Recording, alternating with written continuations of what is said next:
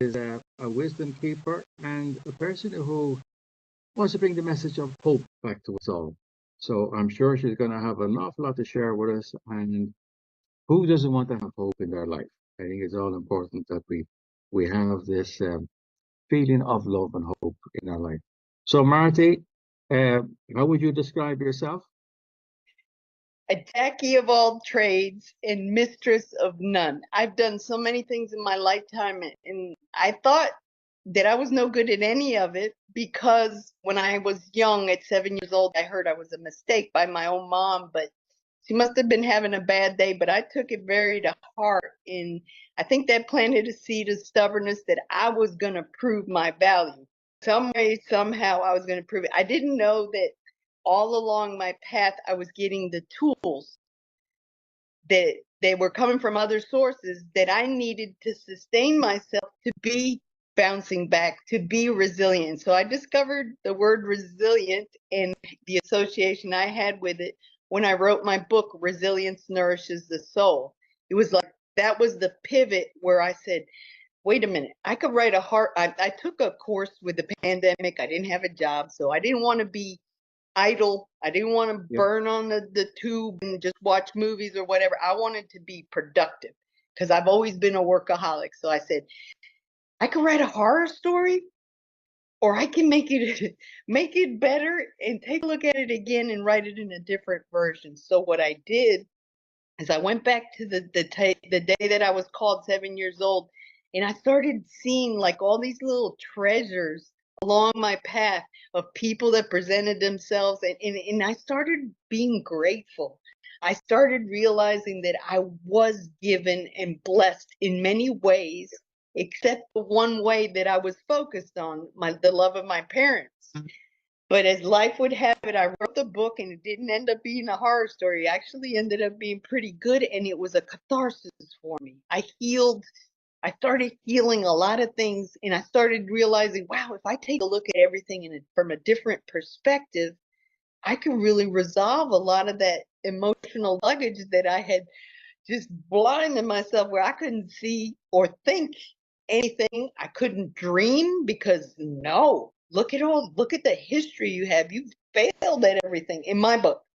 But no, I hadn't failed at everything because I went to the medical university. I was a radiation therapist.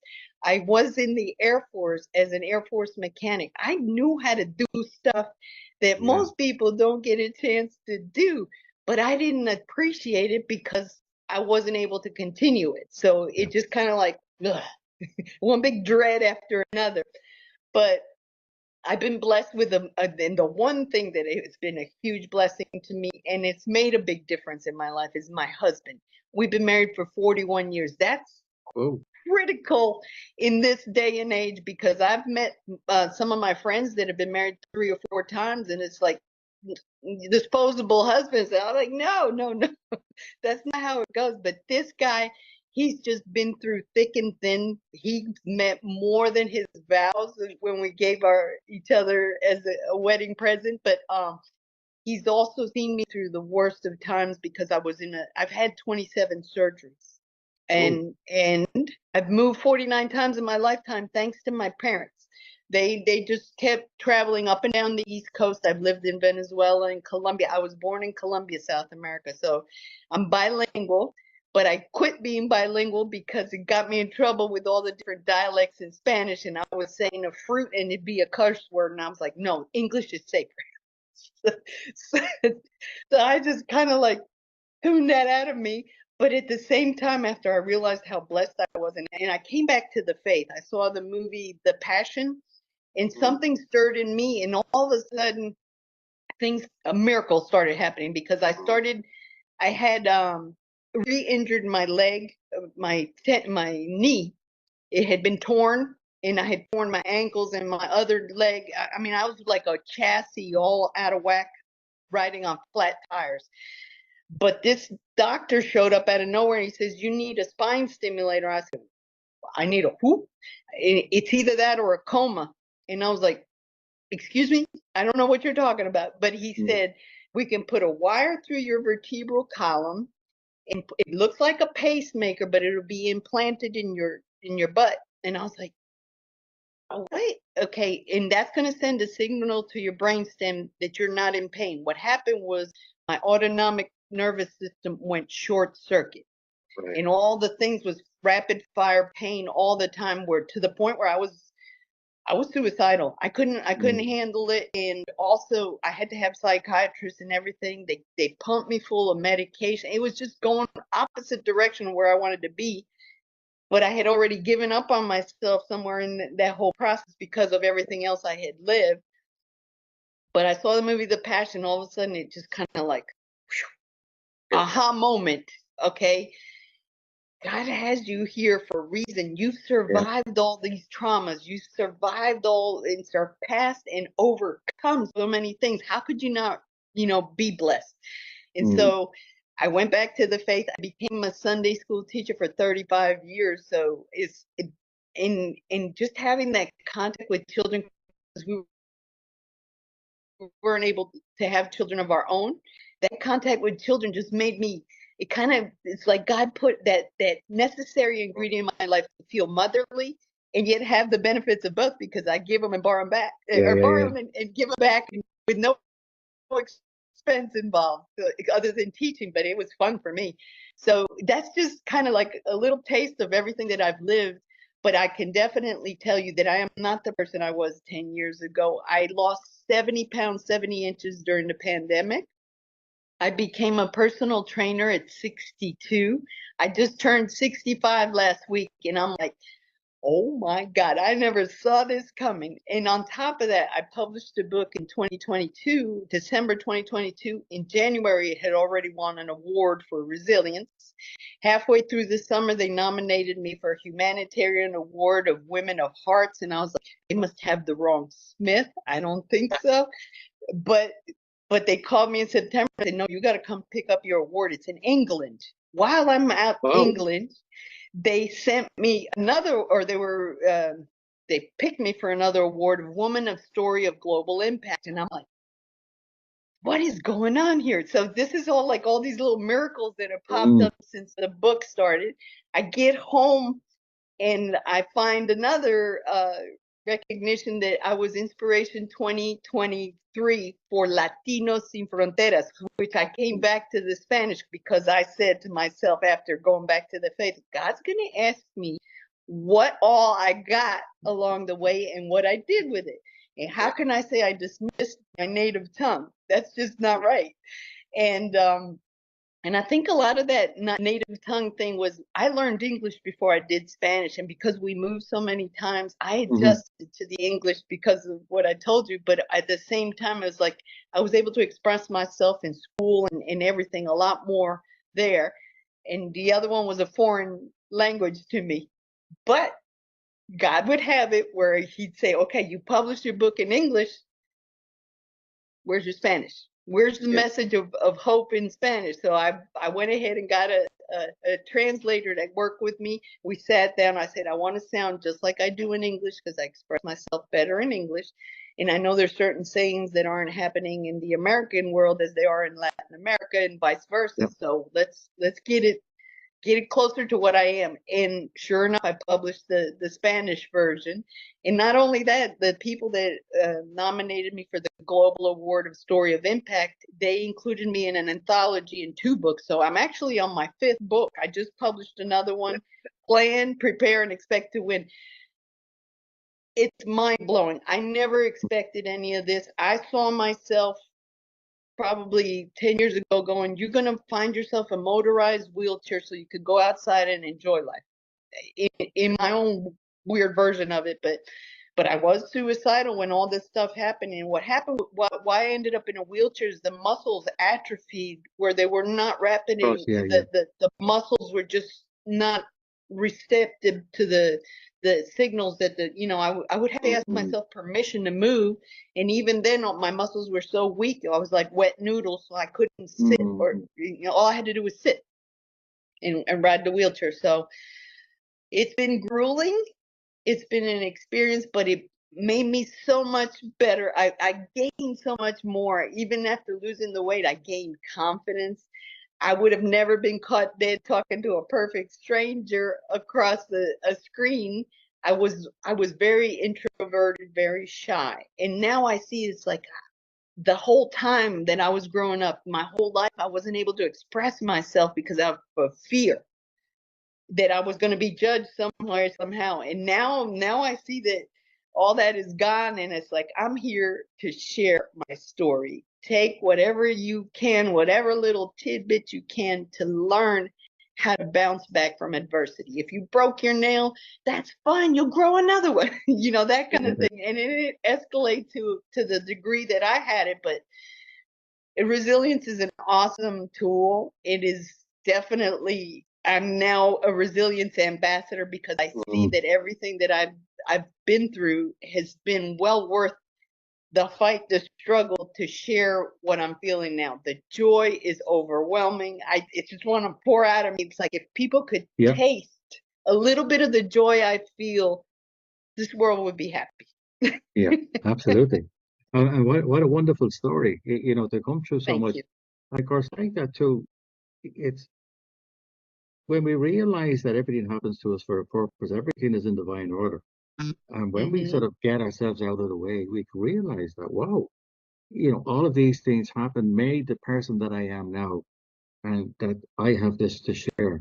There's so many people maybe miss the mark and spiral downwards instead of spiraling upwards, So this is definitely great inspiration for everybody. And to know that, yes, things happen for a reason, and it's a look for the gold, look for the Right. gold. That's So, it. And I think in my past, I was used to focus on all the whole problem and negate the fact that there was possible solutions because I didn't know how to handle it. I didn't know to take a look and say, okay, you can't control everything, but you can control how you react. So now that I've learned all these tidbits, that's what I'm sharing with the world. It's like, okay, yes, life is hell. But it's hell because we grow from it. We thrive because we overcome it, and we learn how to share that with the rest of humanity.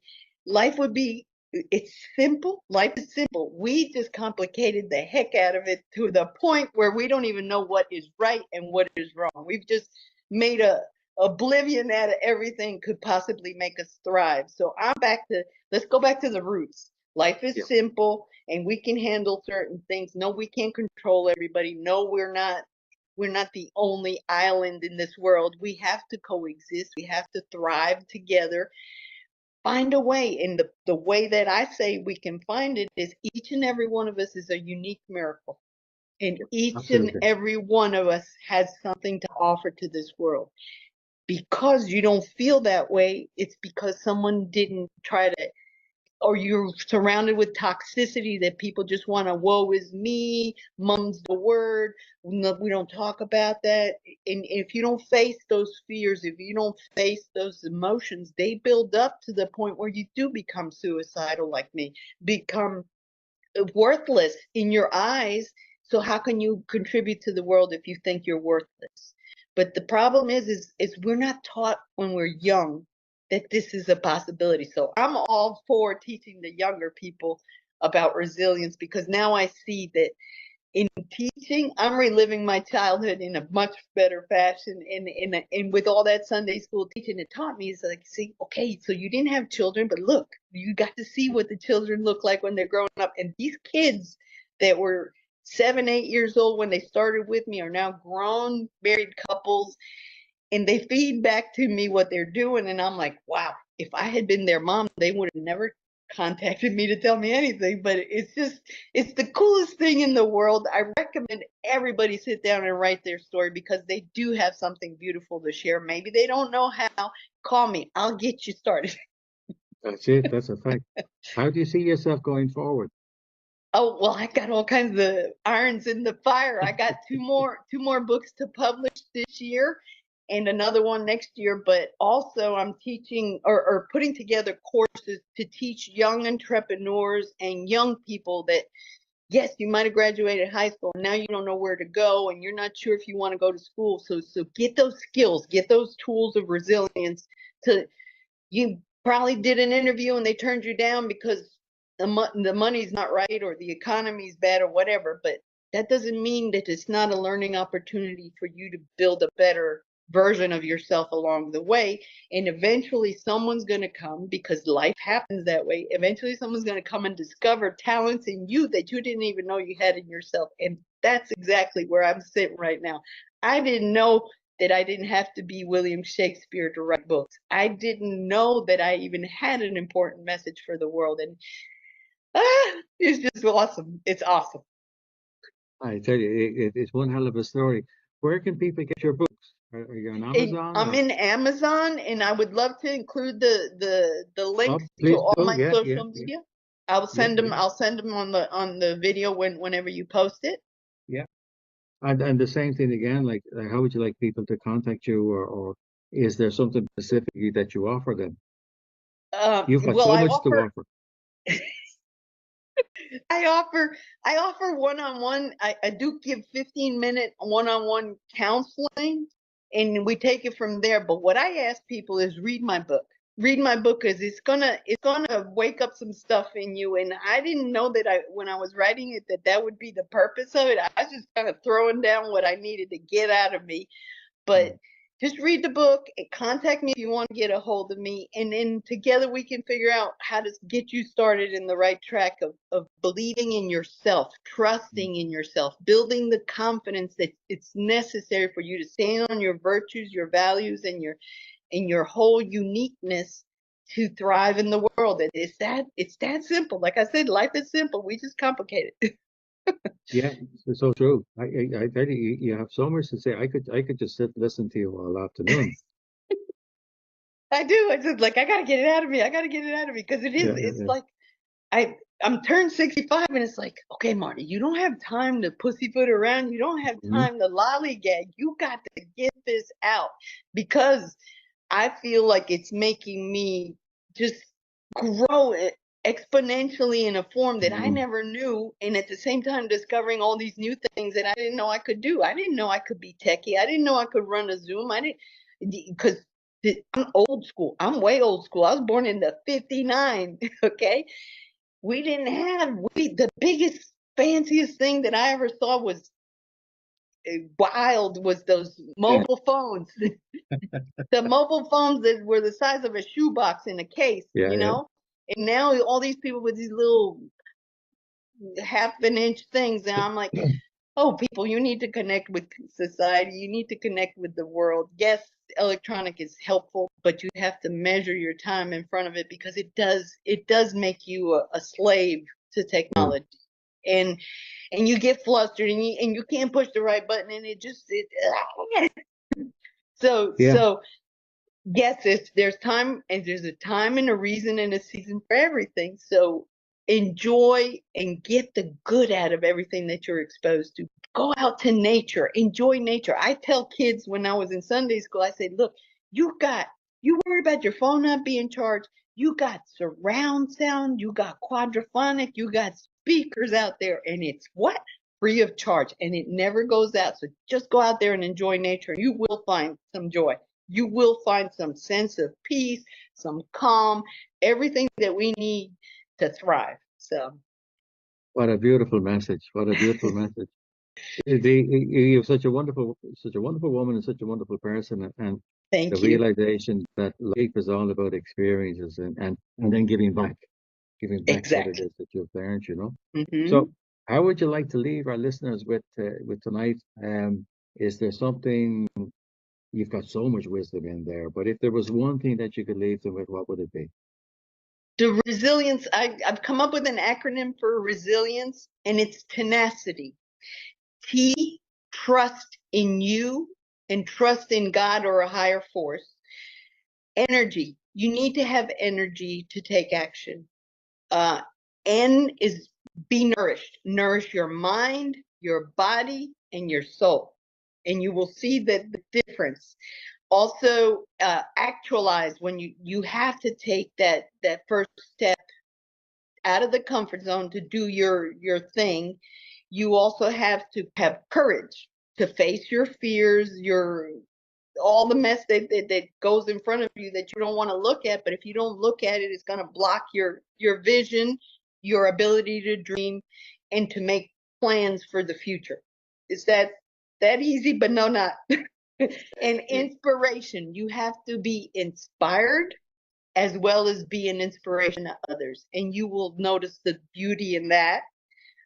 Teach. Once you learn all this, teach it to others, teach it to your children, teach it to the people that need to hear the message that no, your life hasn't been a disaster. Maybe you didn't have all the right things in front of you. Maybe you feel like you're a failure. No, it's only a temporary lapse in the ability for you to see that there is a solution, an ability to see the resolution to the problems that you're facing. And then you are the key, the most responsible party to be resilient, to take care of your life, to thrive in this world. And it's how you react and how that. So this is what makes you conquer fear. You are the one that conquers fear. You can't just take a pill or drink and forget that you're even afraid, because it's going to come back, and it's going to come back tenfold. Anyway, so that's my little gig. So beautiful, absolutely wonderful. Tammy has been, or Martie, has been such a pleasure talking to you. And Thank you. you've got a hive of nature. We'll put your links. I'll send this on to you, and then we'll be able to put your links in the comments, and your books and all the rest of it, and how people can contact with you, because you've got so much to offer. You really Thank have, you. and God bless. it was my pleasure and a pure joy to talk with you, to have this talk. I've just stopped Thank you. recording.